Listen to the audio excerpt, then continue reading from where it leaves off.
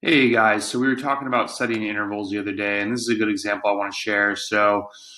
This athlete is a beast and just coming off regeneration week, crushing a power dip test, looking for areas in his curve where we just need fresh data, or I think he can do better than what he's done. Um, so when we're looking, we're going to go through an intensive aerobic block after doing VO2 max. He just crushed that and is clearly above the PD curve, what the algorithm thinks he can do.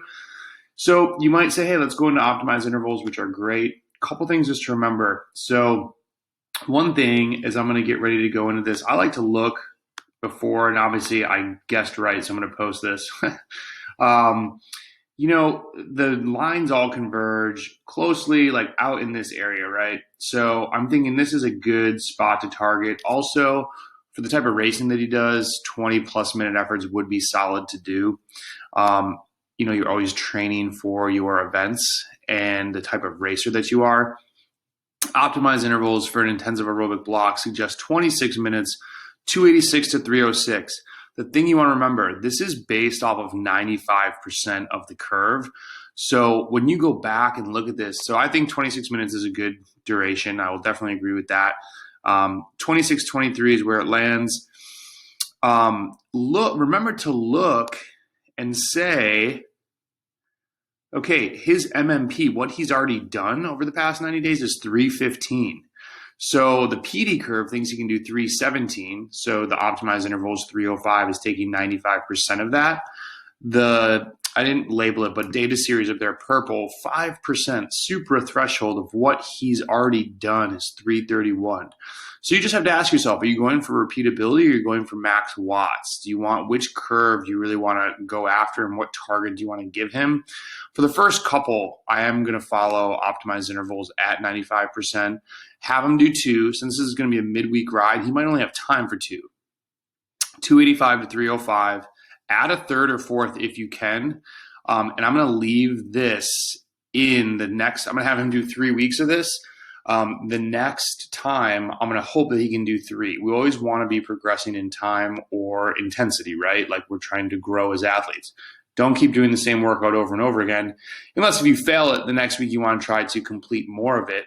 And that's, when it's an open-ended thing like, hey, add three, add four. That's so you as the athlete can continue to improve week over week.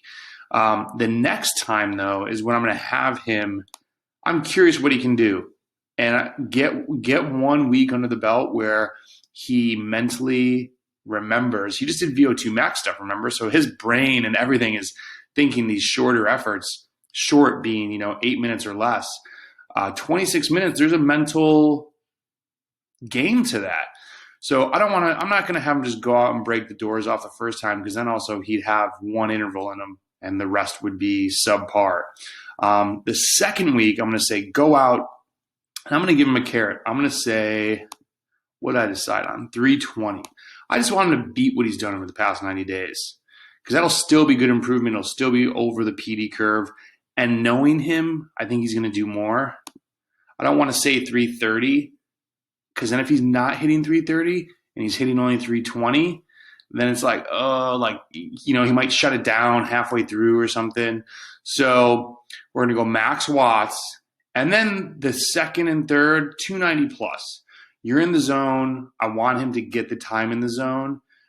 If you really put up 305, we're all super competitive. If you're not hitting 305, you might get discouraged.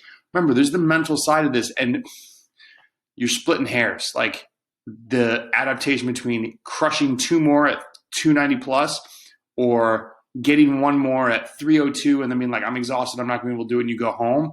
You just missed 26 minutes of quality work. So don't overthink these. And remember, there's a 2% possible error in your power meter. Like, ride the bike. Don't overthink this stuff.